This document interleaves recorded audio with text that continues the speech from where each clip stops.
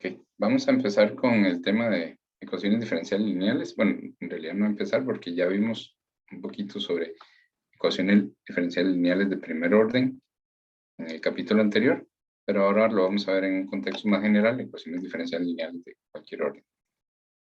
Entonces vamos a empezar viendo qué son estas ecuaciones. Entonces, ¿qué es una ecuación diferencial lineal en general? Una ecuación diferencial lineal de orden n es una ecuación de la forma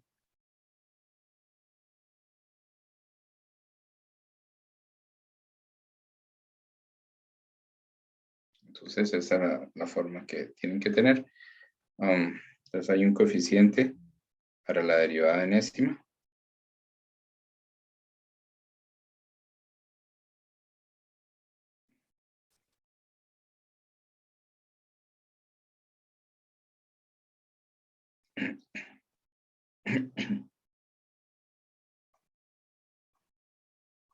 Que puede depender de x. Y luego tenemos la derivada enésima de y con respecto a x. Luego un coeficiente n-1 que puede depender de x. La derivada n-1 de y con respecto a x. Y así hasta algún coeficiente. Los coeficientes bien podrían ser 0.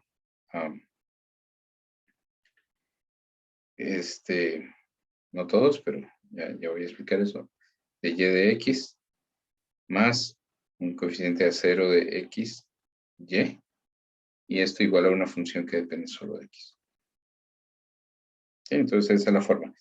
Entonces es de orden n si tiene esta forma y a n de x no es idénticamente 0.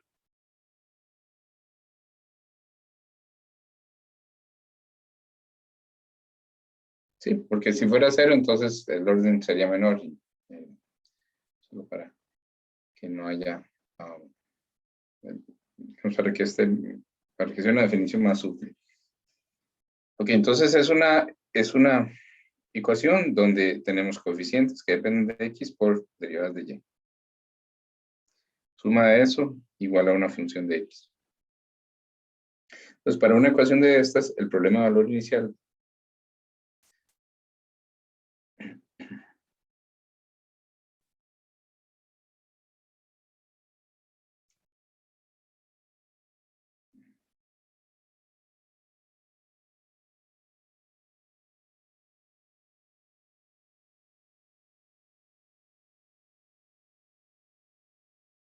para esa ecuación 1, el problema de valor inicial, se obtiene al agregar las siguientes condiciones.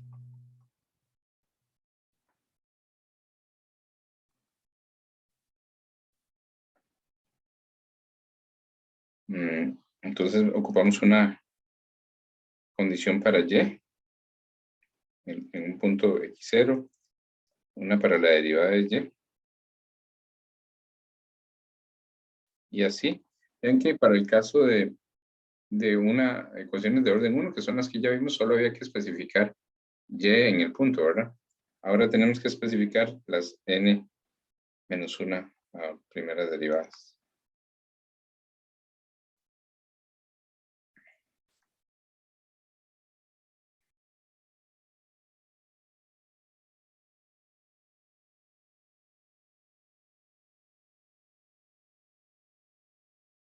Ok, con esa especificación ya queda.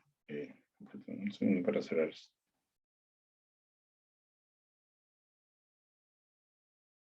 Ok. Entonces a esto le vamos a anotar 2. Entonces va a ser nuestra ecuación 2. El problema de valor inicial es la ecuación de arriba con estas condiciones. Y a eso es a lo que nos vamos a dedicar en estas clases. Existe también la posibilidad de especificar lo que se llama un problema de valor de frontera, que eso va a quedar para más adelante en el curso, igual lo voy a definir en este momento, pero aunque no lo vamos a emplear. Pero un problema de valor inicial, de valor de frontera.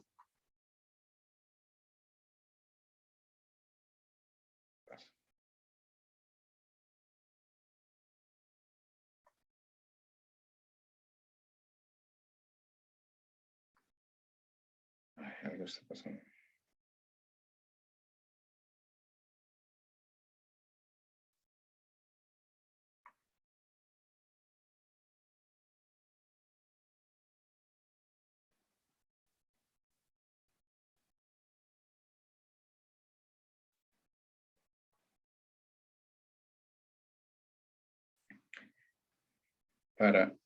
Eso sería para una ecuación diferencial de segundo orden.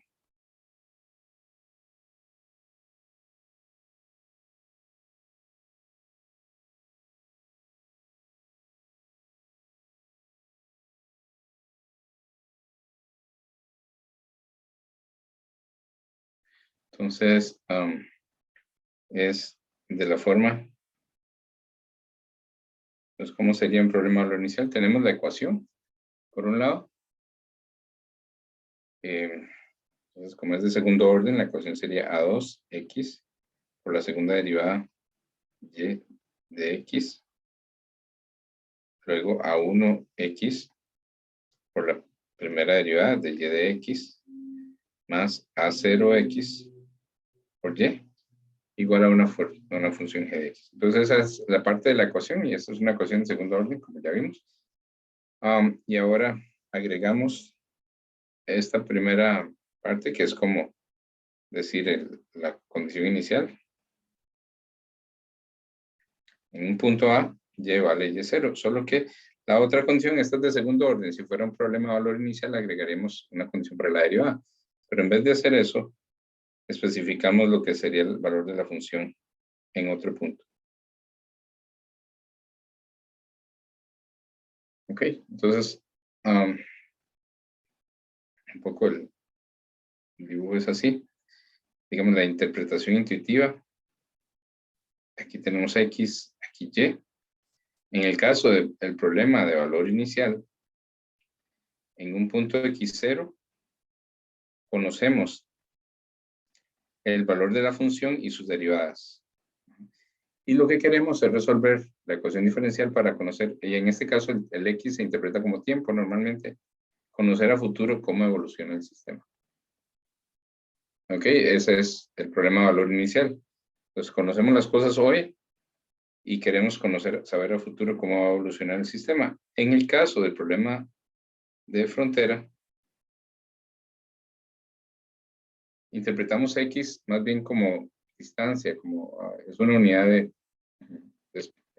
medida espacial, y tenemos dos puntos acá, A y B, donde conocemos. Entonces, por ejemplo, piensen que lo que representa Y es no sé, la tensión en una cuerda, por ejemplo. Entonces, conocemos la tensión en A y en B. Y a partir, entonces, de los valores que tengamos en esos dos puntos, digamos que aquí vale esto, queremos conocer cuánto vale la tensión ahí en medio. Entonces, son dos tipos de problemas distintos. Como mencioné, los problemas de valor inicial normalmente interpretamos que la variable independiente es tiempo. En los problemas de valor de frontera es normalmente espacio, una dimensión espacial. Voy a escribir eso acá. Pues acá normalmente X es tiempo y acá normalmente X es espacio. Ok, pero de nuevo, nuestro énfasis ahora va a ser en los problemas de valor inicial. Y para eso tenemos un teorema que nos ayuda a saber que siempre vamos a encontrar solución. Dice,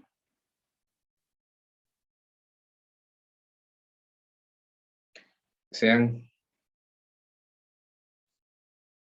a n de x los coeficientes hasta a0 de x y la función del otro lado y g de x también, funciones continuas en un intervalo.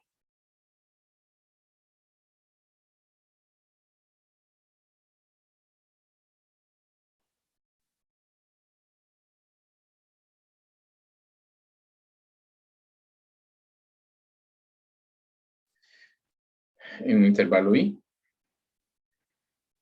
con a n de x igual que antes. En este caso, no igual que antes. Vamos a pedir que no sea 0 si x está en I. O sea, para este teorema requerimos que no sea 0 en ningún punto. Antes era que no fuera idénticamente 0, ahora es que no sea 0 en ningún punto. Si el punto x0 está en el intervalo I, entonces existe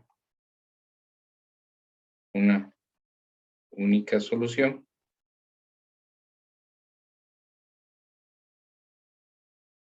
para el problema de valor inicial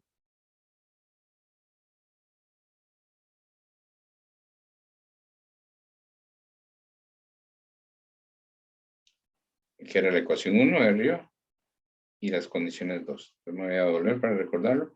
El problema de valor inicial era la ecuación esta, la de arriba, junto con las condiciones de abajo. Entonces, el teorema nos dice que siempre que, bueno, hay una condición ahí, ¿verdad? Que los coeficientes sean continuos, la función sea continua, pero si eso sea y el coeficiente AN no es 0, pues sabemos que existe una única. Okay. Y el estudio de las soluciones de esta ecuación, ese es el tema de este segundo capítulo. Este tipo de ecuaciones son muy utilizadas. Las leyes de Newton, por lo menos cuando se usan ciertas aproximaciones, normalmente dan lugar a ecuaciones de segundo orden, por ejemplo, donde hay dos derivadas. Por lo menos para sistemas sencillos, para sistemas más complicados se obtienen más derivadas. Y los métodos usuales de modelación tratan usualmente de dar lugar a ecuaciones lineales.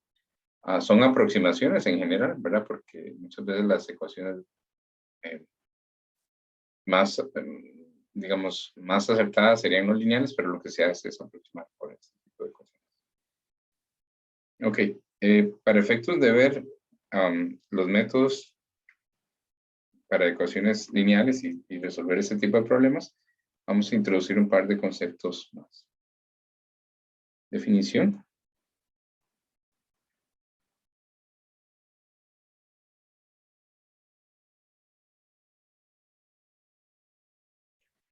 La ecuación. Entonces, es básicamente la misma de arriba. A n de x, de n, y, de xn, más a n menos 1, x, de n menos 1, y, de xn menos 1, más a1x, de y, de x, más, aquí es a1, ¿verdad? A0x, y, igual a g de x. Esa ecuación, la que ya vimos arriba, se conoce como ecuación homogénea si G es idénticamente igual a 0. Ok, si lo que aparece a la derecha es 0, le llamamos ecuación homogénea. Recuerden que en el primer capítulo había un concepto distinto de ecuación homogénea. Yo ya les había hablado de que era más de uno. Ok, entonces ecuación homogénea en este contexto es que el lado derecho, lo que no tiene y sea 0. Y si G no es 0, se llama, más o menos de forma obvia, ecuación no homogénea.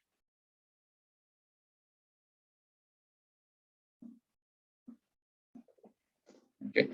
Entonces, esta distinción va a ser muy importante para resolver ecuaciones. Normalmente esa función G, digamos, pensándolo en leyes de Newton, lo que son como fuerzas externas dentro de un sistema, que se aplican sobre un sistema.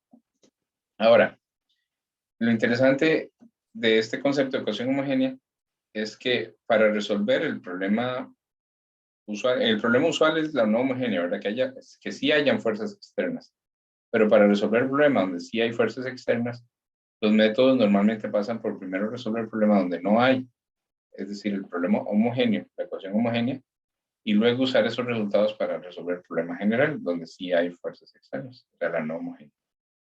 Entonces, la resolución de la homogénea, a pesar de que pueda parecer muy específico, ¿verdad? De nuevo, sería solo cuando el sistema no tiene fuerzas externas. En realidad, sí tiene cierto grado de generalidad porque todos esos resultados los usamos para resolver el caso general. Ok.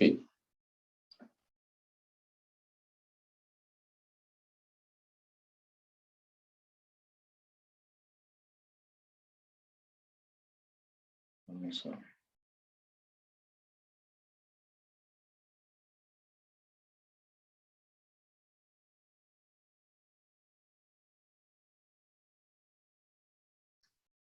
Bien. Y uno de los métodos que usamos para resolver estas ecuaciones pasa por otro concepto que es importante y es el de operador diferencial. Entonces, este operador diferencial es muy sencillo. Creo que es bonito, no es difícil. Entonces, ¿cuál va a ser nuestro operador diferencial básico? Es simplemente, lo vamos a llamar D, y D va a ser la derivada con respecto a Y. A X, perdón.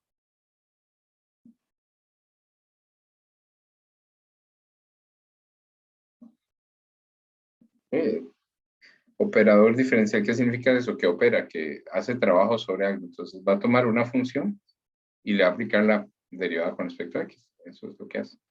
Entonces, yo puedo, por ejemplo, tomar D y aplicárselo a una función, o sea, coseno de X menos 5e a la menos 3X más 2X a la 3, por ejemplo. Entonces, ¿qué hace D? D lo que hace es derivar eso. Entonces, la derivada de coseno de X sería menos seno de X. La derivada de lo otro sería más 3 por 5, 15, e a la menos 3X. Y por último, más 6X a la 2. Okay, entonces, simplemente del es un operador que hace algo. Entonces, ponemos D y a la par ponemos una función y eso significa que D va a derivarla.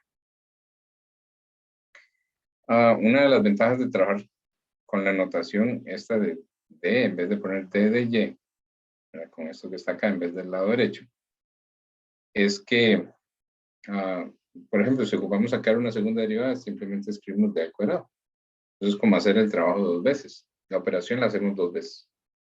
Entonces, D cuadrado de coseno de X menos 5 e a la menos 3X más 2X al cubo.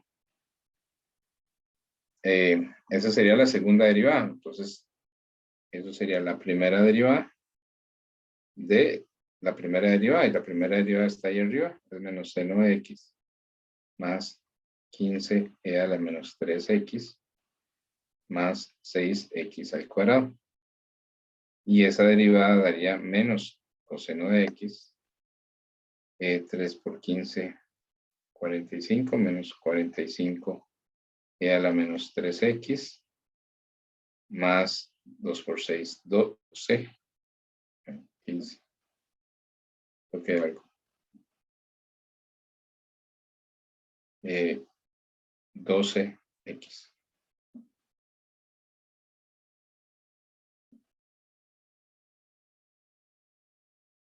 Ok. Entonces así es como funciona.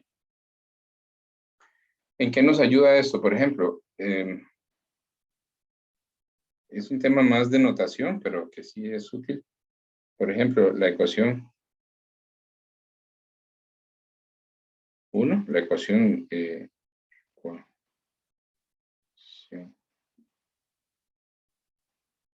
1 se escribe en términos de esto. Se escribe como, usando operadores diferenciales, se escribe como a n de x de n derivadas, ¿verdad? Más a n menos 1 de x de n menos 1 derivadas más, etcétera, más a 1 de x de más a 0. En el caso de 0 solo multiplica, ¿verdad? No hace derivadas. Todo eso aplicado a y, ¿verdad? Entonces, escribimos así y eso tiene que ser igual a g de x. Entonces, la ecuación la podemos reescribir de esa manera.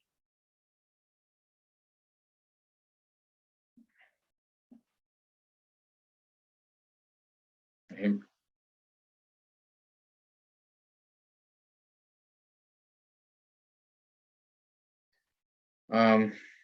Qué sé yo, por ejemplo, ¿qué pasa si tomamos 5x de cuadrado más x al cuadrado de más coseno de x? Y multiplicamos eso, operamos eso por e a la 2x. Ese sería nuestro y. Esto de acá sería y. Entonces, ¿qué significa cuando escribimos algo así? Significa que vamos aplicando eso paso a paso, ¿verdad? Entonces sería 5x por la segunda derivada de e a la 2x. Más x al cuadrado por la derivada de e a la 2x. Más, ahí no hay des, entonces es simplemente coseno de x por e a la 2x. Entonces, esto daría 5, sería igual. 5x, tengo que derivar 2 veces eso, sería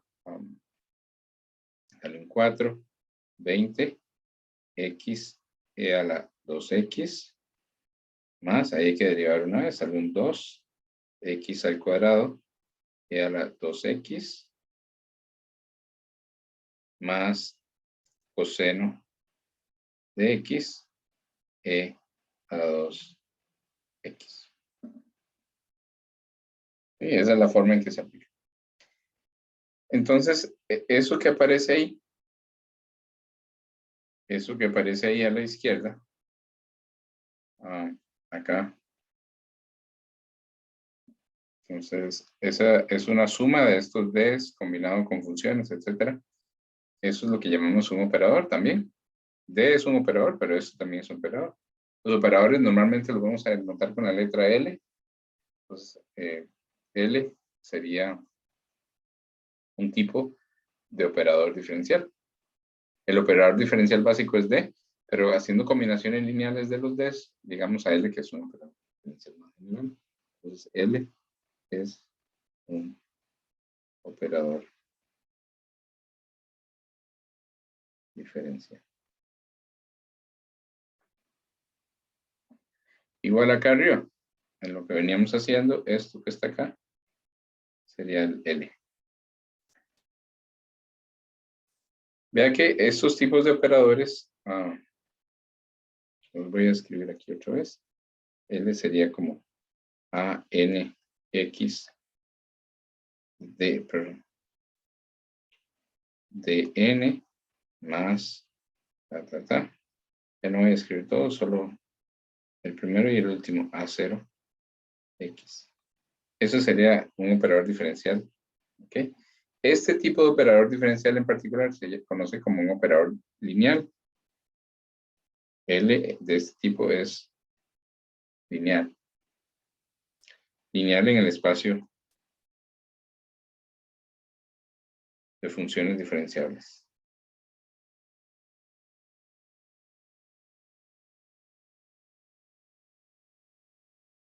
¿Qué significa eso?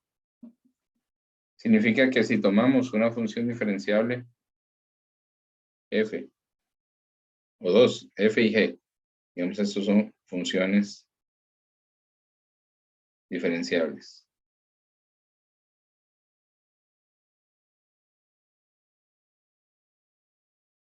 Y tomamos dos constantes, alfa y beta, constantes. Y luego tomamos ese operador y se lo aplicamos a una nueva función, que es tomar la constante alfa por la función f más la constante beta por la función g. ¿Qué significa que el operador sea lineal? Significa que cuando yo lo aplique a esa combinación lineal de funciones, yo puedo sacar las constantes y separar las sumas.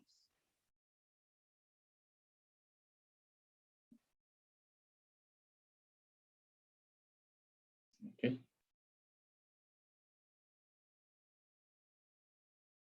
Entonces ese es el significado de que sea lineal. Gracias a que estos son lineales, tenemos un teorema muy importante que se llama el principio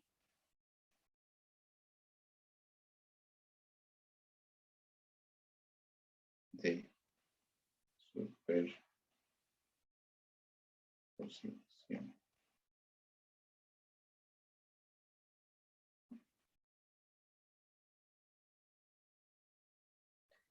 O una versión del principio de superposición. ¿Qué dice? Lo de superposición viene de, bueno, el uso original, quizás, vaya, Newton, ¿verdad? De que si ustedes, no sé, si un objeto ejerce una cierta fuerza de gravedad sobre ustedes, entonces, y otro objeto ejerce una fuerza de gravedad, entonces la fuerza de gravedad total es la suma. Suma vectorial, pero se suman los efectos. Ese es el origen de la terminología y aquí va a ser algo similar. Entonces dice, si se tienen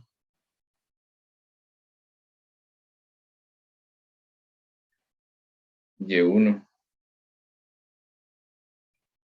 hasta YK soluciones de la ecuación homogénea.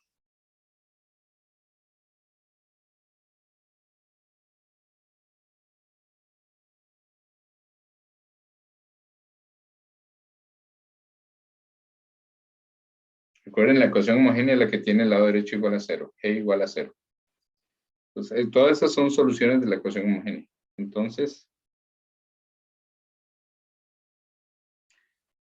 una combinación lineal de ellas, Y igual una constante por Y1, vamos a poner aquí de X, por Y1 de X,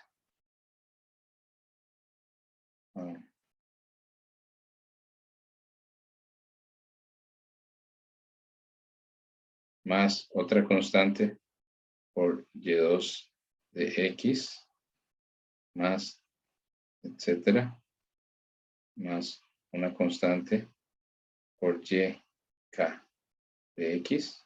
Entonces, tenemos K soluciones y hacemos una combinación lineal de ellas.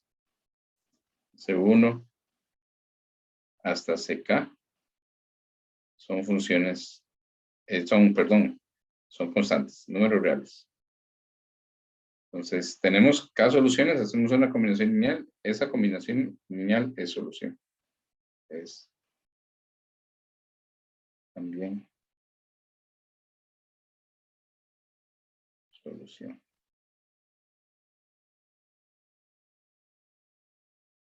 Ok, no vamos a hacer la prueba, pero eso, de hecho no es tan difícil usando operadores. Vamos a hacer en vez de eso un ejemplo.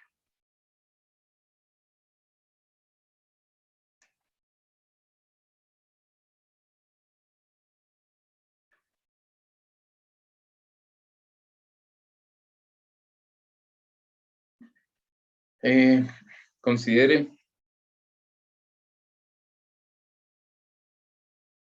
la ecuación x a la 3, y triple prima, menos 2x, y prima, más 4y igual a 0. Una ecuación lineal de orden 3 sería, ¿verdad? Porque la derivada de orden más alto es de orden 3. Es y triple prima. Ven que no hay coeficiente, el coeficiente es 0 para la segunda derivada, pero eso no importa. Entonces consideremos esta ecuación en el intervalo de 0 a infinito. Entonces de nuevo es una ecuación de orden 3. Y note que y1 igual a x al cuadrado es solución.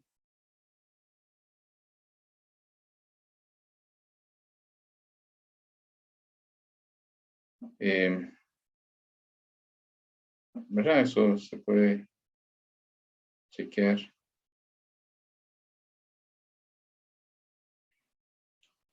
Vamos a ver, hagámoslo. Y1 prima sería 2x. Y1 doble prima sería 2. Y1 triple prima sería 0.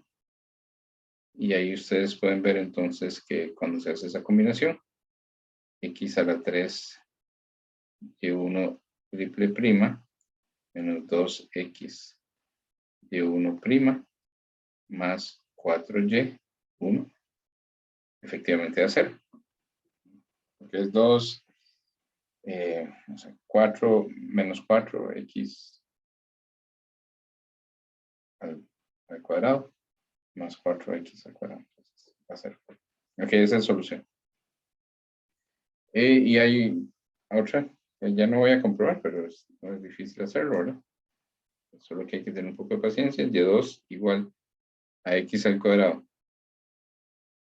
Logaritmo natural de x también es solución. Entonces, esa otra función también es solución. Sí, y la ecuación es homogénea. ¿Cómo sé que es homogénea? Que tiene un 0 aquí, ¿verdad? Entonces, como la ecuación es homogénea y tengo dos soluciones, resulta que yo puedo crear muchas otras soluciones haciendo combinaciones lineales. Entonces, y igual a una constante por x al cuadrado. No, así. Más otra constante por x al cuadrado, logaritmo natural de x, también es solución. Como puede chequearse rápidamente. Eso en realidad es muy sencillo.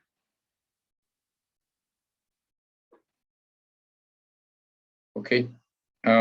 Entonces, las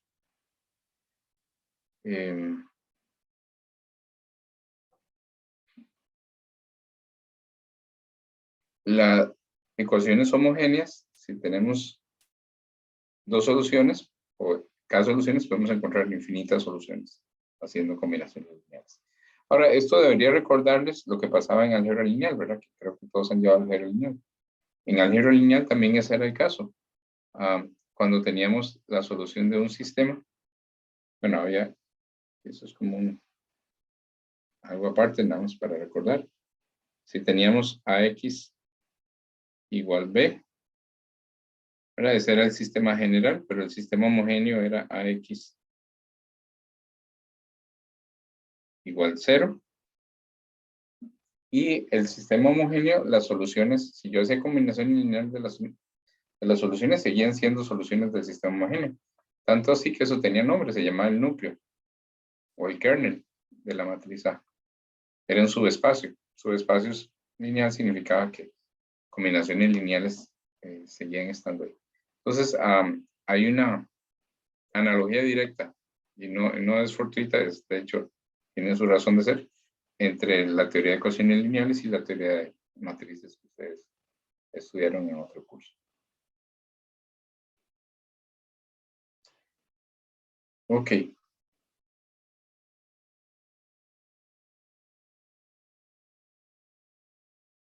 Entonces vamos a una pausa.